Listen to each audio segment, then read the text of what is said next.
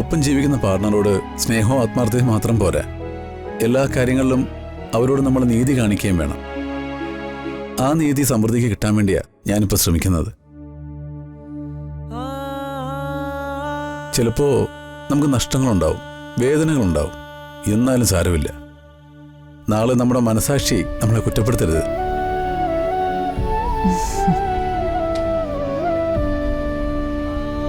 അതെ, സച്ചിയുടെ കാര്യം എന്തായി?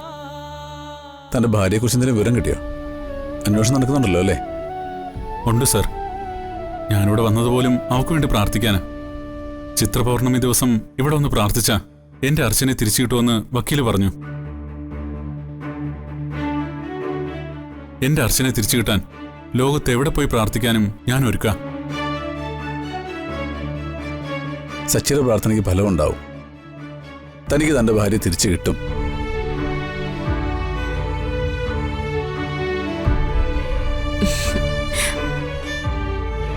സമൃദ്ധിക്ക് മോളെ കാണണമെന്ന് പറഞ്ഞു. ആണോ? ഞങ്ങളിപ്പോ വരാം. ആ, എന്നാ പിന്നെ ഞങ്ങളോട് മേഡത്തെ കാണാൻ വന്നോട്ടെ. പാടില്ല. പുറമേ നിന്നുള്ള ആർക്കും സന്ദർശനത്തിന് അനുമതിയില്ല. എത്ര അടുത്ത ബന്ധുക്കളാണെങ്കിൽ പോലും ഗുരുജിയുടെ നിർദ്ദേശമുണ്ട്.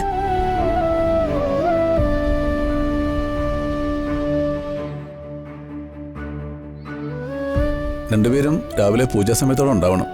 ഞാൻ പ്രത്യേകം ക്ഷണിക്കുക. തീർച്ചയായിട്ടും ഉണ്ടാവും. മേഡത്തെ ഇതുവരെ ഒന്ന് പരിചയപ്പെടാൻ കഴിഞ്ഞില്ലല്ലോ. നാളെ പൂജ കഴിഞ്ഞ് അതിനുള്ള അവസരം കിട്ടുമല്ലോ. ഓ, തീർച്ചയായും. ശരി, ബൈ. വാ മോളെ, അമ്മയെ കണ്ടുവരാം.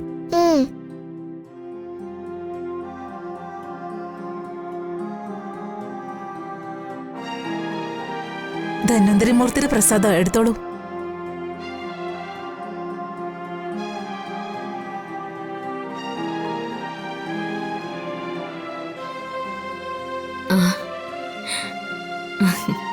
മോളെ, ഇതെന്താ കയ്യിലൊരു പൊതി? ഇത് അമ്മയ്ക്കുള്ള ഒരു സമ്മാനാ. സമ്മാനോ? ആരുടെ സമ്മാനം? അതൊക്കെ ഉണ്ട്, അമ്മ നോക്ക്.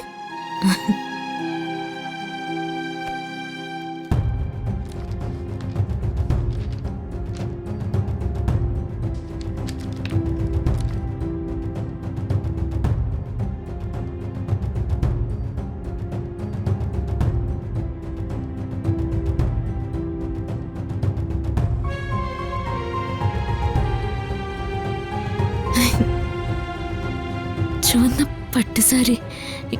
ഇത് ആര് കൊണ്ടുവന്നതാ? അതൊക്കെ പറയാം. അമ്മയ്ക്ക് ഇഷ്ടപ്പെട്ടോ?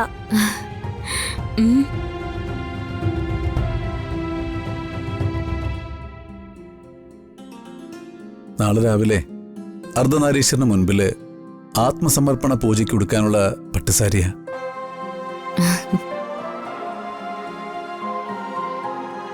ഇത് ചെമ്പട്ടാണല്ലോ, ദേവി ധരിക്കുന്ന അതേ സാരി.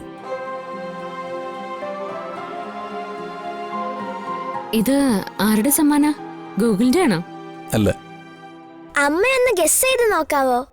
പിന്നെ ആരാ? അമ്മയാണോ? അതോ അവന്തികയോ? ഇവർ രണ്ടുപേരും അല്ല.